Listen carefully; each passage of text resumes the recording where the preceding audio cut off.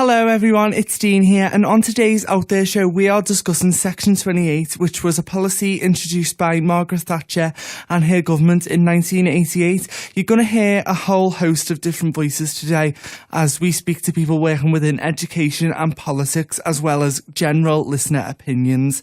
The music today will follow a couple of different themes. We picked rebellious tracks in support of Section 28 being repealed, songs about love, not hate, and also tracks from artists who are advocates in the LGBT community. As the Act was introduced in 1988, we've also thrown in a couple of tracks from around that time. The Station with Attitude. KCC Live. So what is Section 28 exactly? Section 28, also known as Clause 28, was introduced on 24th of May 1988 by Margaret Thatcher's Conservative government and meant that local authorities could not promote homosexuality or publish any material with the intention of promoting it. It also affected schools, and schools were unable to address the subject of homosexuality or promote it as an accepted form of relationship. It was scrapped as a policy in 2000 in Scottish Parliament, but was later got rid of by the Labour government led by Tony Blair in 2003 for the rest of the UK. The law was extremely damaging, particularly to younger LGBT people, as it gave them absolutely no support in their schools, which is somewhere they are supposed to be free of judgment, be accepted, and most importantly, feel safe. It gave them the idea that what they were was somehow wrong and were not allowed to be discussed or promoted. The fact that there was a law against promoting their sexuality made them feel like second-class citizens. Well, I think it's because March the 29th signifies the beginning of a new period in equality rights for the LGBT community in England and Wales. Scotland obviously following later on this year, and hopefully at some point Northern Ireland too, but specifically England and Wales. I look upon it as hopefully the beginning of a healing process. Suddenly, new generations of young people will grow up realising that they're gay, coming to terms with that in a way that is so different from 25 years ago when we were treated very much as second-class citizens. It has come such a long way. You've come such a long way from being spat in the street to getting married on Saturday. Absolutely. Absolutely. No, it's moved incredibly quickly, and I think we feel very proud to be putting the full stop, I think, at the end of a long line of luminaries who we owe our lives to, really, these people who have fought and fought and fought for the rights. But I do think we're now coming to a stage where we can be saying, that's very good, let's look at other issues, let's look at what's happening around the world. Let's make it not an issue anymore, let's make it normal, let's stop talking about gay wedding and have weddings. We took the audio from this Sky News interview discussing Section 28. And then more than 40 schools have been accused of teaching sex education with an anti-gay prejudice by the British Humanist Association. Richie Thompson is their education officer, joins us now from our Westminster studio. Hi, thanks for joining us on Sky News this afternoon, Richie. First of all, explain to our viewers Section 28. What is it, and why was it repealed? So Section 28 was introduced by Margaret Thatcher's government in 1988, and it forbid the promotion of homosexuality in schools and it being treated as a pretended familial relationship. And it was repealed in 2003 by Tony Blair's government, essentially because it was being interpreted by schools in ways that led them to either discriminate against gay and lesbian people or not tackle issues such as homophobic bullying, which of course is very, very important that schools address because homophobic bullying is such a widespread problem. So how did it come to light that some schools, I mean, it's only a tiny handful compared to the number of schools here in the UK, but how did it come to light that they were continuing with Section 28 or a part of it, or certainly tipping their cap to it? So an individual campaigner got in touch with us with one school that she'd seen in her area, and from there we started searching for them simply on Google, and we discovered more and more, and that's how we got where we are now. What did you do? Well, we just searched on Google for sex education policies that included phrases that were found in Section 28. And then what did you do? How did you bring it to the government's attention? So having found them, other people started to pick up on a number of schools, and so we then published the full list of schools that we'd found yesterday. And after that, the government obviously saw it because it got a lot of press and responded, and we, of course, have written directly to Michael Gove about this as well, and we'll be bringing it up with civil servants too. The government, as you've said, welcomes the investigation, but you blame the Department of Education to start with, do you? I think that they do have some fault in this. I don't think that we can particularly say that the schools have any malicious intent. I think a lot of it is simply schools that have been lazily copying and pasting what's already there without really paying enough attention to it. But what certainly isn't helpful is that the guidance on sex and relationships education that is still in force and that schools should follow actually dates from 2000, before Section 28 was repealed, and that has some unhelpful references to Section 28-like language in there that may be where a number of these schools have got what's in their policies from. And I think it's clear that the government needs to issue new guidance on SRE, sex and relationships education, to ensure that this kind of problem doesn't continue. So just to clarify, Richie, you're not being openly critical of the schools involved, but you're saying that the government is being lazy, not making sure that all of the schools in the UK or in England are aware of Section 28 and the fact that it was repealed more than 10 years ago now. Yeah, that's right. And in fact, some of the schools actually we know are very good on this issue. A couple of them are Stonewall school champions, so have gone out their way to ensure that they're really, really good on tackling issues like homophobic bullying. And from those that have responded to this story so far, it's generally been to apologise and withdraw their policy. So it may be that there might be a school out there that defends this, but we haven't seen that yet. OK, great to talk to you, Richie. Thanks for joining us on Sky News. Appreciate that it. interview was recorded in 2013, which was 10 years after Section 28 was repealed. We all hope that all schools are no longer using Section 28 terminology in their policies and are supporting, educating and challenging inequality. So, do you know what Section 28 is? What did come to mind was obviously, if a police officer's pulling someone over or he's addressing why, they're being pulled or being stopped or whatever, you usually say it was under the Act of Section 28 or Section 5 or, something like that. So I thought maybe it could have something to do with the law. It's always like sections when you're like taxes and stuff. Something to do with that. Well, Section 28 was the Local Government Act of 1988, and the Act said that no teacher shall intentionally promote homosexuality or publish material with the intention of promoting homosexuality in schools. So basically, it prevented teachers from, in inverted commas, promoting homosexuality. And also, it was local councils as well, because local schools are run by the local council. So basically, what you're saying is that section that was brought into Act to prevent talking about homosexuality, is that what you mean? Yeah, and you couldn't promote homosexuality, you couldn't talk about it in any which way. It's 15 years since the law got repealed, but it still has a lasting effect. Yeah, shocking. I don't understand what people's problems are, to be fair. See, in 1988, don't forget, it was the middle of the AIDS epidemic. Yeah, so no, I don't see what people's problems are with homosexuality in general. What's the issue? Do you know what I mean?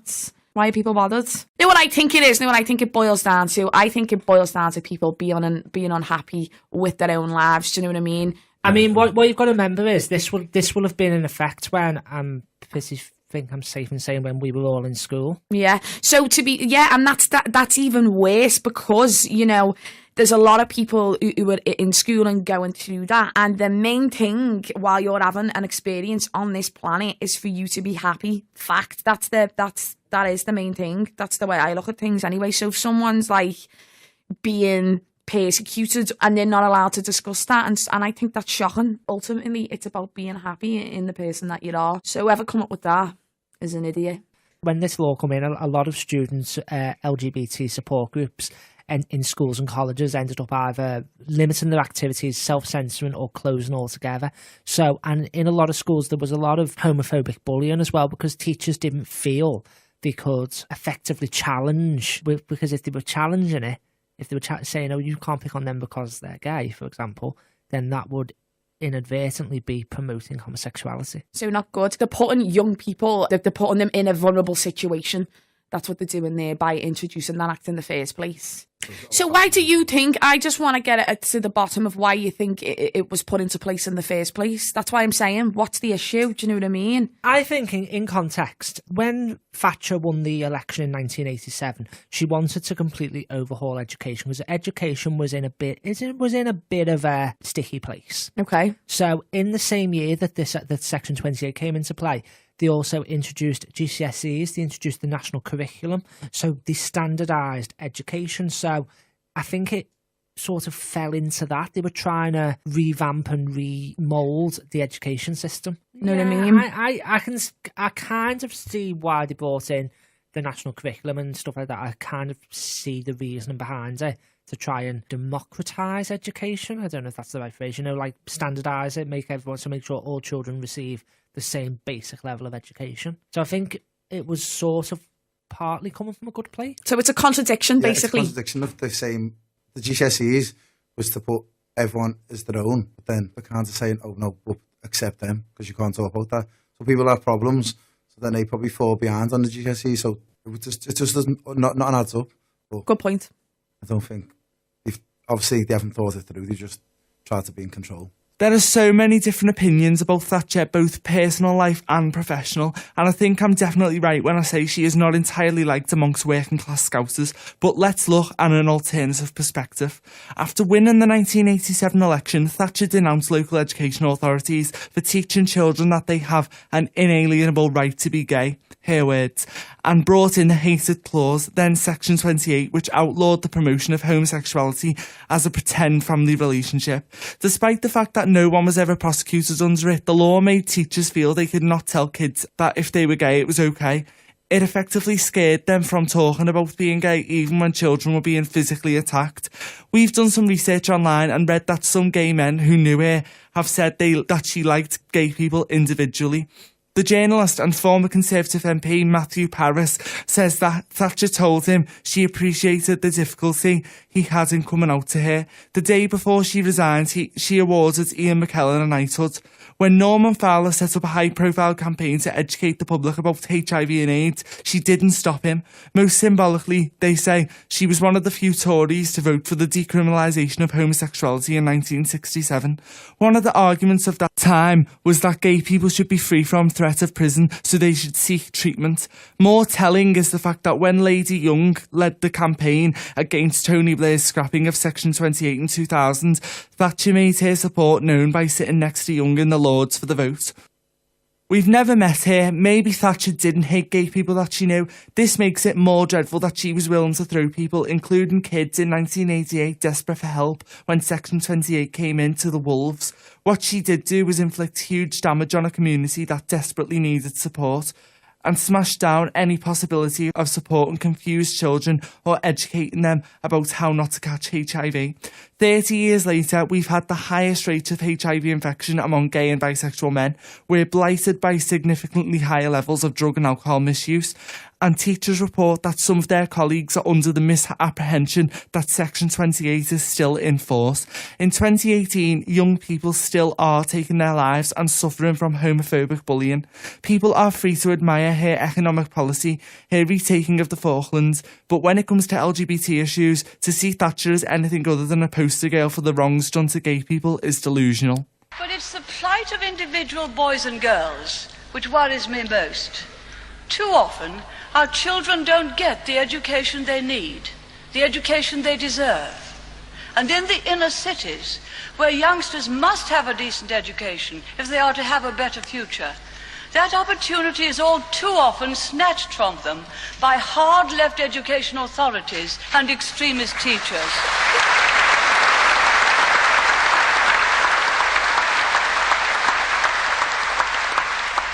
And children who need to be able to count and multiply are learning anti-racist mathematics, whatever that may be.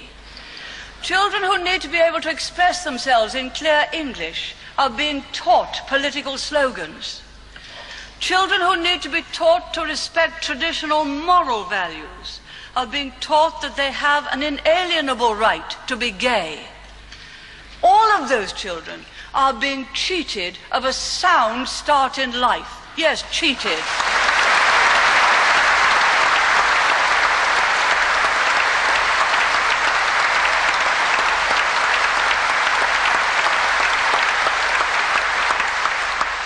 On the 20th of February 1988, Manchester protested Section 28.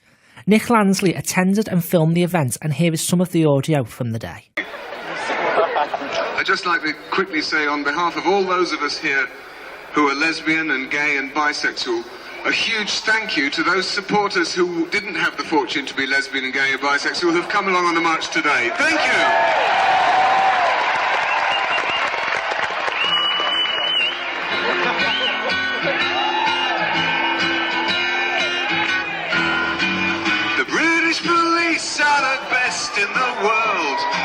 won't believe one of these stories I've heard about pretty policemen in leather and jeans, showing their leg through a split in the seams, leering at people and leading them on, then running them in when they start to respond.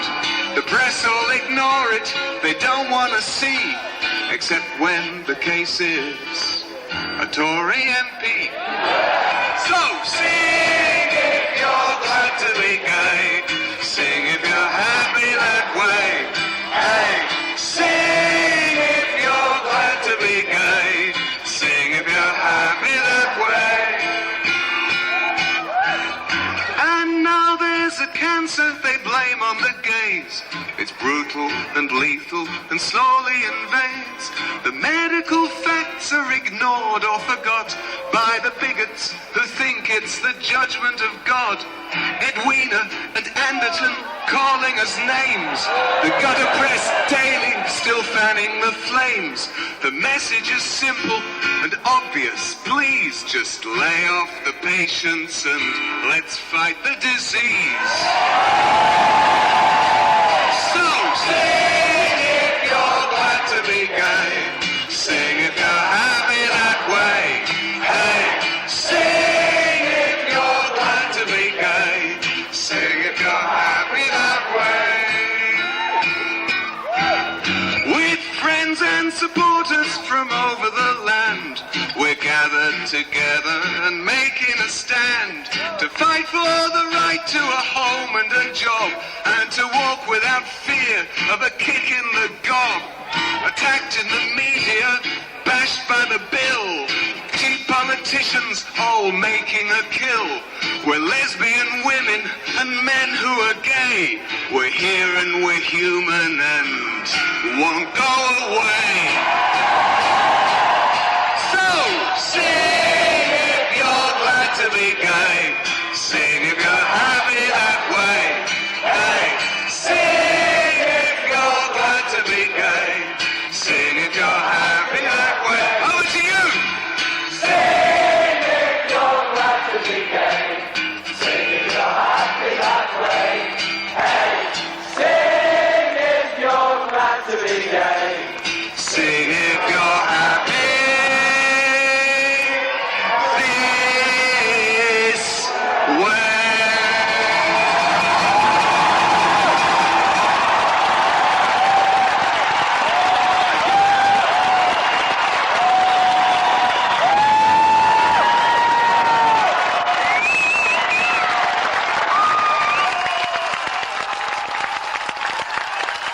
Thank you very much indeed. 20,500 people. I'm here because I was born and bred in Lancashire. I'm here because I'm one of millions of normal homosexuals who are affected by this new law. Clause 28 is in parts designed to keep us in our place. But it didn't work with me, because I, like you, am now out, and I'm out and about in the streets of Manchester. We must be out and about in the media, we must be out and about in pubs and clubs and in the classroom, talking about homosexuality, encouraging our friends and families to think about homosexuality, and in fact, in that sense, promoting homosexuality.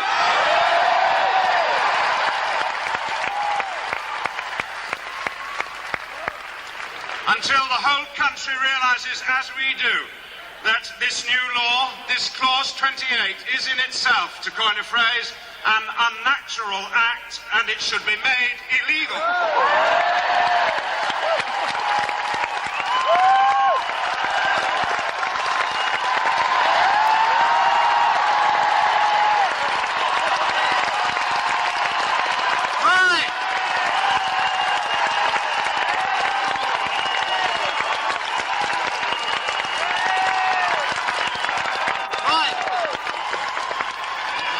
I'm here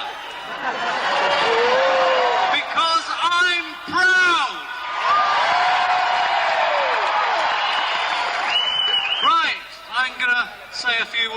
gays. But what I actually want to say, and it's the most important thing we must remember, and I want ordinary men and women to remember, that gay men and lesbians are ordinary men and women made extraordinary by society's focus on what we do in bed.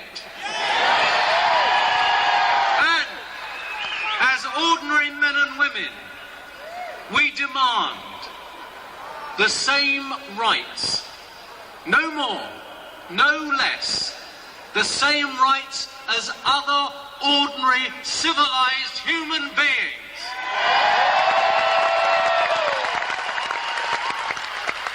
And let me say, just finally, or nearly finally, there's been a lot of talk about the money that is spent to promote homosexuality. Well, as other people have said, even Saatchi and Saatchi couldn't sell it for us. But perhaps the question needs asking. In a civilized society, it shouldn't be necessary to spend money to promote equality, because that's all we want, equality, nothing more. And finally, I want to leave you with this. They can actually round us up. They can gas us. They can shoot us. They can do whatever they like with us. But they will never annihilate us, because so long as a man and a woman procreate, so homosexuality will exist, and we will never surrender.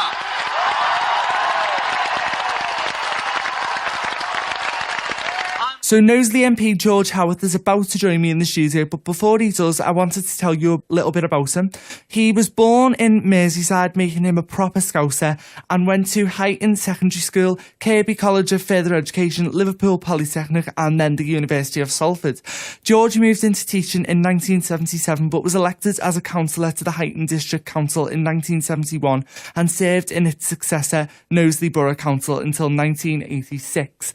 During that time, George was chair of the Housing Committee and latterly the Finance Committee. He was also chair of the Knowsley South constituency Labour Party for 4 years from 1981 onwards. We thought it was important to speak to George as he has experience in both politics and education. We wanted to speak to teachers in education and how they felt about Section 28. Pink News published this interview with Sue Sanders, founder of LGBT History Month. Now, we talk about fake news now. What we were seeing then was downright lies. It was absolutely frightening. The right-wing press were vicious against homosexuals. There was no support at all. There was no legal thing. If you were found to be lesbian and gay and a teacher, the chances were you'd be sacked. Because I was a drama teacher, and I'm white and I'm middle class, I had used my privilege to be out. So I have always been out in the classroom. Sometimes there would be, I'd be yelled at me that I'm a lesbian, and I would turn around and say, well, that's not news. Everybody knows that. Why do you feel the need to shout it out, etc. About a year later, I'm in the classroom. I walk into the classroom, and written on the blackboard is Sue Sanders is a lesbian, all spelt right. Very impressed. So I said, well, do we need this up? I mean, I thought everybody knew. What's the big deal? Oh, well, miss, etc. So I rubbed it off and said, this is the work you need to do. Well, we want to talk about it. I said, well, too bad. You've got work to do. If you finish it all, maybe we've got 5 minutes at the end of the lesson. We can have a discussion. Well, was work ever done so fast? So we had a brief chat, and the usual questions were asked. The following day, I go into school, and the head calls me in, and she says, there's been a complaint. And I said, oh, interesting. What? Well, this mother thinks that you fragrantly thumbed your nose at society. Spelt beautifully wrong, and I didn't notice it. She gave me the letter, and I took it back, and my partner read it, and she started giggling. I said, what are you giggling at, Jean? This is a biggie for me. She said, have you really read this? And I said, well, yes. She said, well, you're not flagrantly thumbing your nose at society. Apparently you're fragrantly doing it. Which I thought, well, if you're going to do it, I guess do it with perfume. Why not? Anyway, so the head then says, well, we'll make sure that you don't teach that kid again. And I said, what? Hang on. This isn't what we agreed in the equal opportunity policy. You're totally going against our principles and indeed the local authorities' principles in doing this. Oh, well, that's what I want to do. Other teachers will tell you that if they were out, they went very quietly back in the closet, or they kept it very quiet. I mean, some teachers would say they're out, and I would say, are you out to the kids? And they say, oh, no. The shadow of Section 28 is very long. It is extraordinary to think that it has been dead for 15 years. You can go into schools now and there will be teachers who are still afraid to talk about lesbian and gay issues. Their assumption that it's not appropriate, that it's not acceptable, that it's not legal is still there.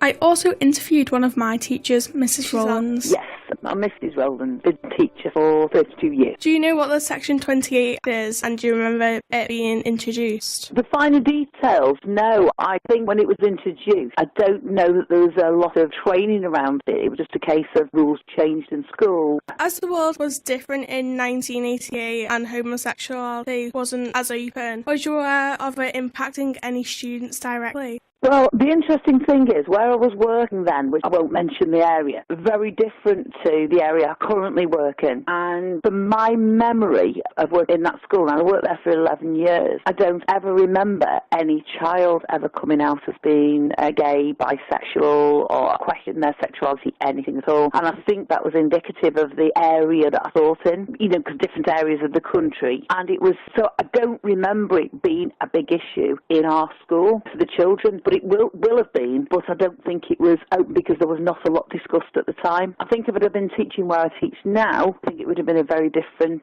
case. And it must have been obviously impactful for people around the country, but in the area I work, it wasn't obvious. Was you able to see both sides of the argument for the act being introduced? No, depends on how you interpret it, but no, not at all. We were told in school we weren't to promote gay, lesbian, whatever. You wouldn't do that anyway. There's not a point where you go around saying everybody should be gay, lesbian, bisexual. That isn't right. So I think the word promote felt very wrong at the time, but that was the word that was used when we were in education that we weren't allowed to do. But it was also very more that you can't actually discuss it, talk about it. So you're still in education now, so what other changes have you seen for the better? When I changed schools to where I am now, and I made that change. So I started teaching in 1986, so I was quite a young teacher when the actual Act first came in. And then when I moved schools in 1997, and so still before the other changes happened in 2003, 4. I remember just a change in the students. I'm not talking about the changes in education, but the changes in students and the way, I suppose, the schools approached situations. So we've had a lot more student at that time, I was ahead of year, she coming out as being gay, bisexual, and feeling quite comfortable to do that. So I think education started to change anyway without the official changes that happened in the early 2000s. I think there's been a lot of changes, and difficult to comment on everything, but if you were linking it to the lesbian, gay, bisexual, transgender, I think as a school, we've been very, I think that's probably at the forefront of a lot of the changes that have gone on as well. And obviously had to accommodate and needed to accommodate for children who may be transgender. So you've really got to be thinking ahead and planning and listening to students and to their needs. And I think, we were ahead of the time. So I remember working with people from the Home Office on what we should be doing, the best thing to do. So, so there have been lots of changes, and for the better. So what was the world like in 1988? Well, Margaret Thatcher was still Prime Minister, and she became the longest serving Prime Minister after winning the general election in 1987. The Conservatives have been in power since 1975 and retained an overall majority with 397 seats compared to Labour's 209, led by Neil Kinnock. Also in 1988, the British £1 note ceased to be legal tender. Yes, they didn't have £1 coins, they had £1 notes. What a strange world it was. In February, Great Britain competed in the Winter Olympics in Canada, didn't win any medals, and plans were unveiled to build Europe's largest skyscraper, Canary Wharf, which opened in 1992. In May, GCSEs became the norm as the first 16-year-olds sat down to sit the GCSEs, which were set to be a new level in education and replaced O-levels and CSEs. The new qualifications marked against objective standards rather than relativity. In sport, Wimbledon FC, who have been Football League members for just 11 seasons and First Division members for just 2, won the FA Cup final 1-0 against league champions Liverpool at Wembley. On the 24th of May, which is the same day that Section 28 was passed into law, dog licences were abolished, apart from in Northern Ireland, and the Albert Dock in Liverpool was reopened by Prince Charles as a leisure and business centre, including the Tate Liverpool Art Museum. And on the 11th of June, some 80,000 people attended a concert at Wembley Stadium in honour of Nelson Mandela, the South African anti-apartheid campaigner who turned 70 on the day and had been imprisoned since 1964.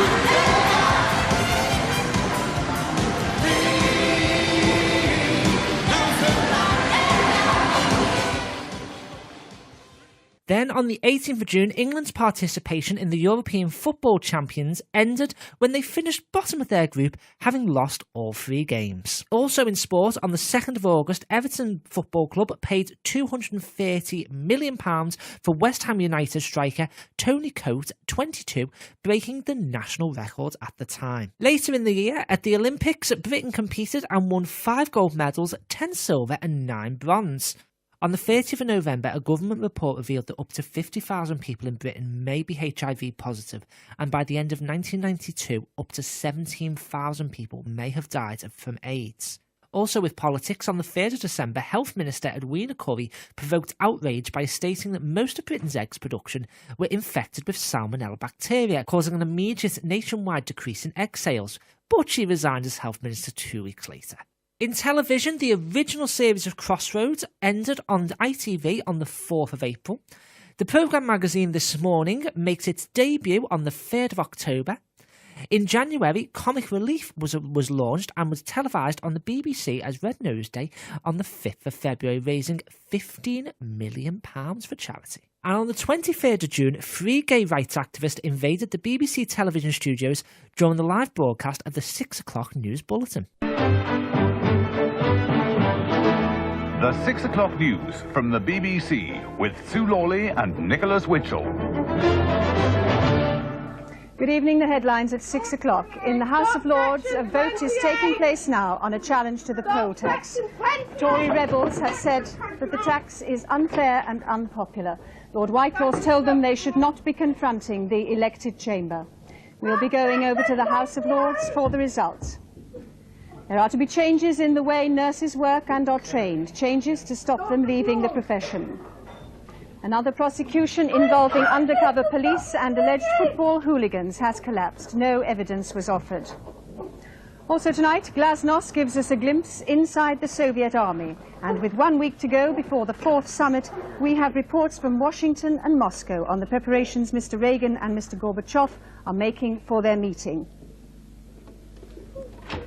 And repairing the roads, why the cones signal a lot more chaos this summer. And I do apologise if you're hearing quite a lot of noise in this studio at the moment. I'm afraid that we have rather been invaded by some people who we hope to be removing very shortly. Also in 1988, Hello magazine was launched on the 17th of May. Physicist Stephen Hawking's book, A Brief History of Time, was published. And the #1 singles were the Pet Shop Boys with Always on My Mind, I Should Be So Lucky by Kylie Minogue, Whitney Houston's One Moment in Time, and the Christmas #1 was Cliff Richard's Mistletoe and Wine. Sorry, Richie, we're not playing Cliff Richard on the show. I think it's important to remember that the Labour Party had been supporting the rights of LGBT people. At the Labour Party conference of 1985, a resolution to criminalise discrimination against lesbian, gay and bisexual people was passed, and more Labour councils began to adopt wide-ranging anti-discrimination policies, including policies that protected LGBT people. And these events became entangled in a form of culture war between the Conservatives and the Labour Party. So during the 1987 election campaign, the Conservative Party, led by Thatcher, issued attack posters claiming that the Labour Party wanted the book Young, Gay and Proud to be read in schools, as well as Police out of School, the playbook of kids about sex, and The Milkins on the Way, which, according to Jill Knight MP, who introduced Section 28 and later campaigned against same-sex marriage, were being taught to little children as young as 5 and 6, which contained brightly coloured pictures of little stick men showing all about homosexuality and how it was done, and especially depicting homosexual intercourse and indeed glorifying it, encouraging youngsters to believe that it was better than any other sexual way of life. So Knowsley MP George Howarth is about to join me in the studio, but before he does, I wanted to tell you a little bit about him. He was born in Merseyside, making him a proper Scouser, and went to Heighton Secondary School, Kirby College of Further Education, Liverpool Polytechnic, and then the University of Salford. George moved into teaching in 1977, but was elected as a councillor to the Heighton District Council in 1971 and served in its successor, Knowsley Borough Council, until 1986. During that time, George was chair of the Housing Committee and latterly the Finance Committee. He was also chair of the Knowsley South constituency Labour Party for 4 years from 1981 onwards. We thought it was important to speak to George as he has experience in both politics and education. Right, so I'm joined in the studio by the MP for Knowsley, George Howarth. So welcome to the show, George. It's nice to have you here. Thank you. Obviously, I know who you are, but can you tell our viewers just a bit more about who you are, what you do, and how you got into politics? Well, I'm George Howarth, obviously. I'm the MP for Knowsley, which doesn't include all of Knowsley. Mm-hmm. It includes Kirby, Heighton, part of Prescott, Knowsley Village, Stockbridge Village, which sort of is where we are at this minute. Yeah. I'm the Labour MP for Knowsley and have been, through various boundary changes over the years, I have been since 1986 when I was elected in a by-election. Yeah. I think that sums me up. Yeah. Just give our younger listeners and people like myself an idea of what Knowsley was like economically in 1988 and how the government of the time affected our area. I imagine it was quite tough. When I first got elected on November the 13th, 1986, the rate of unemployment in Knowsley was 21%. That means roughly 1 in 5 people were unemployed. Today, despite all the difficulties, it's around about 6%. So there's been a massive improvement in unemployment since that time. Definitely. We had a Conservative government under the leadership of Margaret Thatcher, who many of your listeners will have heard of, but it was before they were born. She had a mission to change the economy. What that meant was that a lot of factories, as we had in Knowsley at the time, they were considered to be old-fashioned and not part of the modern market, and they were just left to go to the wall. Yeah. And so we had massive closures in places like Birdseye Foods in Kirby, where we lost 1,300 jobs. Mm-hmm. Hygiena, where we lost hundreds of jobs. And literally, huge employers were closing down wholesale. And it was a really difficult time for people.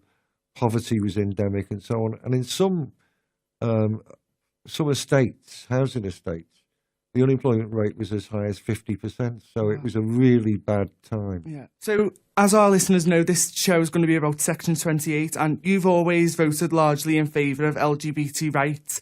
As an MP, did you ever see firsthand the effects that Section 28 had on gay people within Knowsley and the surrounding areas? There weren't many people who actually contacted me at the time. In fact, to be honest, at the time around that whole Section 28 debate, all of the constituents who contacted me, other than maybe 1 or 2, were in favour of it. Yeah. And it was a bit of an awkward situation to be in it, where my views were completely different from the people I represented. Yeah. Did I have any direct experience? There were one or two people I knew, and I knew that they'd had a difficult time when they were young. And there were some experiences that I had at school locally when I was young. One in particular that had an influence over me was a young man who, in those days, people didn't profess their sexuality. Yeah. And I probably was unaware of what it really meant. But looking back on it, he was clearly gay. Yeah. And, he was very into ballet, which in what was then Seal Road School in Huyton was very, very unusual. Yeah. And I saw the discrimination and abuse he experienced as a school child. Yeah. And tragically, a few years later, he committed suicide. So that did have an effect on me. Yeah. You worked in education before entering politics, is that right? I did work in education. I taught in a further education college in the Wirral. But prior to that, I trained as an engineering apprentice. So I've got kind of two kinds of backgrounds. One working in engineering, and the other, I then did a degree in mainly history.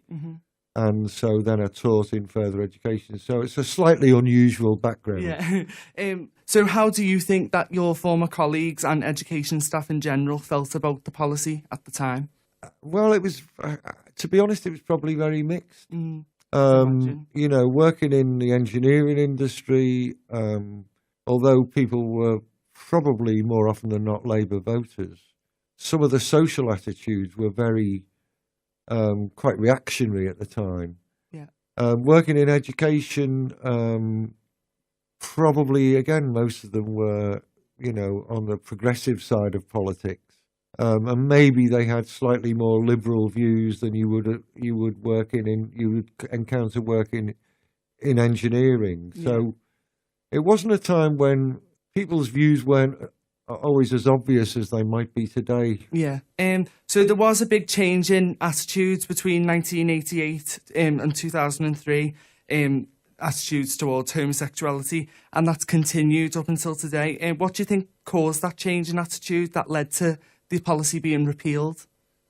I think if you go back to the whole Section 28 debate, for the purposes of people who are listening, essentially what it did is it made it illegal to discuss different lifestyles and life choices in a school setting.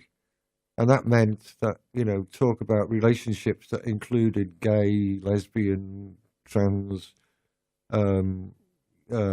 people, schools couldn't talk about it, which was ridiculous. What was behind it was, I think, a social attitude, if you like, to put a description on it, social conservatism. Yeah. Were part of which I think was this, what I thought was a ridiculous view, that people had some kind of choice in the matter. Yeah. That it was almost a lifestyle choice, when all of my experience and all of my knowledge, limited though it may have been, was that people are as they are, and they may choose to handle it in a different way, but, it is something you're born to. Definitely. And, this idea that by discouraging discussion about it in school, people were suddenly going to change their sexuality always struck me as ridiculous. Do you think that we've arrived at a time where LGBT rights have reached their full potential, or do you think that there is still a long way to go? Well, I mean, we have made progress. Yeah. I supported the lowering of the age of consent. I supported the introduction of civil partnerships, and then subsequently the right to get married. And social attitudes have improved a lot. Having said that, there is a worrying trend over the last few years that people in the LGBT community are reporting 70% of them a few years ago were reporting, which was a declining figure, that they'd experienced some kind of abuse or hate crime. Yeah. and now it's risen more recently to over 80%. Really So shocking. I think that shows that we've got a long way to go still Yeah. before attitudes change and that kind of behaviour becomes not just unacceptable, but actually it goes against what people's beliefs are about equality. Definitely. I still think that there's a lot of ignorance to the LGBT community, especially. I think that with gay rights and like the LG bit, I think we've got really far with. But in terms of like trans issues as well, I think that we still definitely have a long way to go with them, especially. Yeah, I think the trans community, it kind of reminds me almost of the the LBG community 25 years ago. And I sit on the Labour Party's National Executive Committee, and Eddie Izzard has recently become a member of the party's National Executive. And as it happens, I sit next to him in meetings. And I just think, until it becomes so natural that somebody who presents themselves in a different way, and, you know, I suppose men of my generation, when another man comes along dressing, at least in some respects, like a woman, it does sort of take you aback a bit. But actually, as you get to know them better, it becomes immaterial. You just judge them on the basis of who they are and what they believe in, rather than how they look. And I think we've got to get to the stage where, you know, you don't bat an eyelid when somebody presents themselves in the way that suits them, rather than way that conforms to what society thinks they should present themselves. Definitely. We've saw a massive rise in the number of young people voting. So lastly, why do you think it's important to engage these people with politics, and what advice would you give to any young people listening wanting to get involved with it? Well, first of all, I think, you know, it's hugely welcome that young people are more engaged in politics. The trend prior to the last few years was that turnout amongst young people between 18 and 24 just kept declining all of the time, where they didn't see the relevance of voting. But my advice is that look at issues rather than the sort of chit-chat that goes on about politics. Because in the end, you know, you might think the colour of my suit could be grey rather than blue, or you might think I should wear different glasses, or get my teeth fixed. But judge me and judge other politicians on the beliefs they have and the causes they support. And I think people, when they realise where, you know, some politicians, I hope, and one of them, a lot of young people will say, well, I like the views of this man. But there will be other people who will have the reverse effect on them. But you should judge them on what it is they stand for, rather than what their appearance is, what their voice sounds like, the colour of the hair, the colour of the skin, or any other factors that seem to be promoted by the media as to how a politician should look, sound and be. Definitely, I really agree with that. Now, thank you, George, for joining us. It's been great to chat to you. Thank you. So now we want to look to the future. Is it bright? Will the LGBT plus community have support, respect and equal rights? We watched this clip from Question Time from a good few years ago now. Theresa May was asked some challenging questions during Question Time, and here is what she had to say. How can this country move forward when the new Minister for Equality is against gays adopting and transsexuals changing their gender? How can our country move forward if the new Minister for Equality, which is the Home Secretary sitting on my right here, Theresa May, is against gay adoption and against transsexuals changing their agenda? I'll come to you, obviously, Theresa May. Shami Chakrabarti.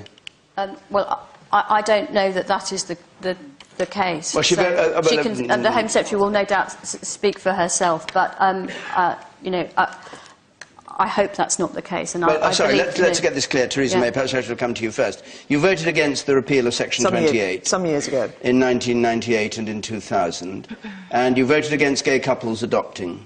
Have you changed your view on those things? If those votes were today, yes, I have changed my view, and I think I would take a different vote. But what I would say to you, what I would say to you in answer to the question is that actually what will show the difference that the government is going to make is what we will do in government on this particular agenda of equalities. And we published a very full equalities contract, equalities manifesto, during the election campaign. That did include issues like addressing the very real issue of homophobic bullying in schools, for example. It did look commit that one of the things we would be doing is looking at ensuring that people who are claiming asylum from particular countries because they're at proven risk in relation to their sexuality, that we should be able to take that into account as an issue when looking at those claims for asylum from particular countries. So we have an agenda there on equalities which we will be putting forward on gay rights and on other issues as well. What made you change your view, if you have, on gay couples adopting, teaching homosexuality in schools, transsexuals being allowed legally to change their gender? Have you changed your minds on all those things? I tell you that I have changed.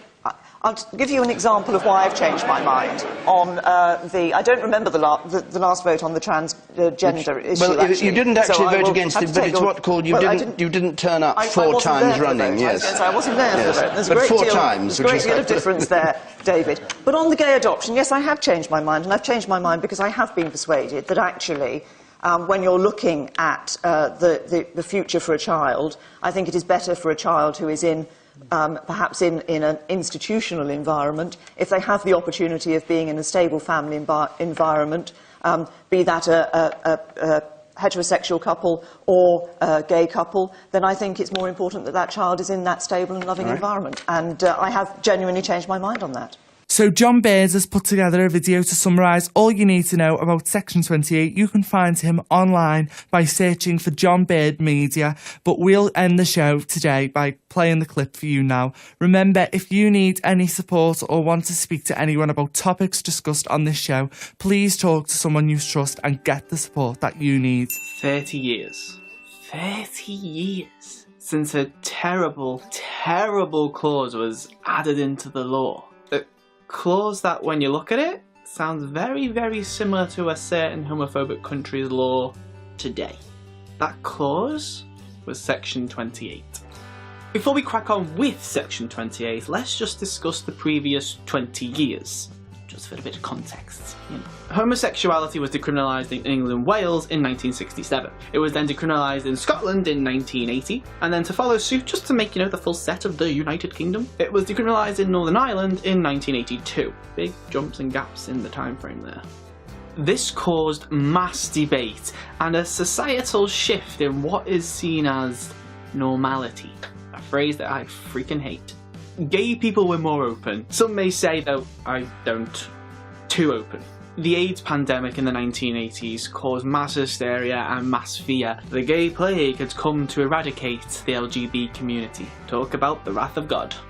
More locally, or rather down south in London, a book called Jenny Lives with Erica Martin was at the centre of a really weird scandal because it discussed, taught, promoted homosexual couples in the family unit and was being educated to 5-year-olds. I don't see what's wrong with that. But we're talking 1980s. This led in the UK to talks about propaganda, promotion, the destruction of the family unit, whatever the hell that means. Things the community had heard time and time again. Then this happened in 1987. I did what I had to do and saw it through without exemption. I nearly let that play on, because that's funny. But no, that's not what I mean.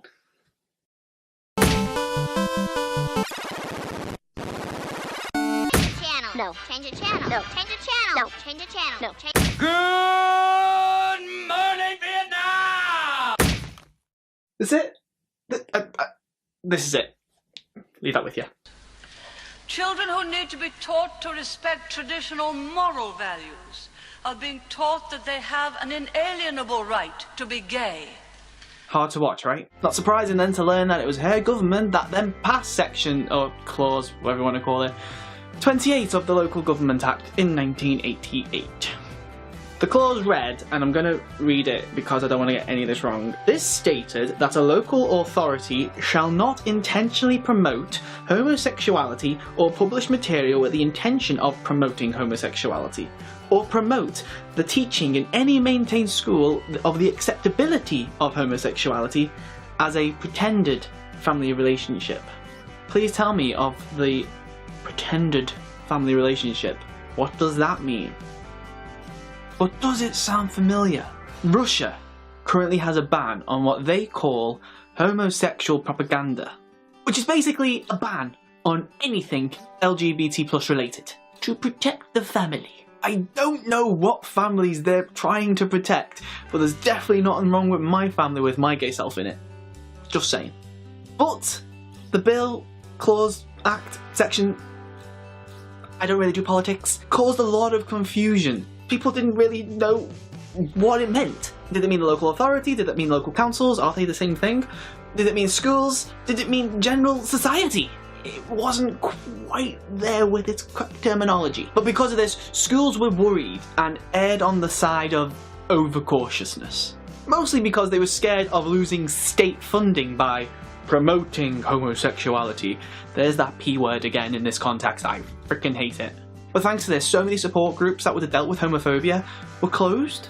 Whilst it came into play in May of 1988, in the run-up, during the debates, during the talks, during the discussions, there was a lot of protests. A group of lesbians abseiled into Parliament, and BBC's 6 o'clock news was invaded. A group of lesbians, big up the lesbians, invaded the studio. One chained herself to a desk, whilst the newsreader just carried on and was like, if you hear these noises in the background, we apologise.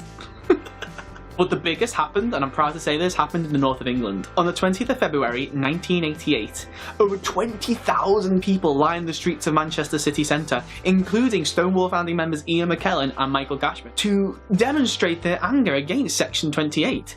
It's incredible! But now the funny thing about Section 28, it never made, there's that word again, the promotion of homosexuality a criminal offence. There was only one recorded case of anything being brought to court. The Christian Institute took Glasgow City Council to court for helping fund an AIDS support charity. Nice one. Hashtag failure. After constant fights, debates, arguments, attempts to get it repealed, 15 years, 12 in Scotland, 15 years for the whole of the UK to repeal Section 28. And the fight for equality continued. But it just goes to show you how lucky we are here. The stories that we're hearing from Russia and Chechnya, the justification for that is a similar act in legislation now to what happened in the 1980s in the UK. Just some food for thought.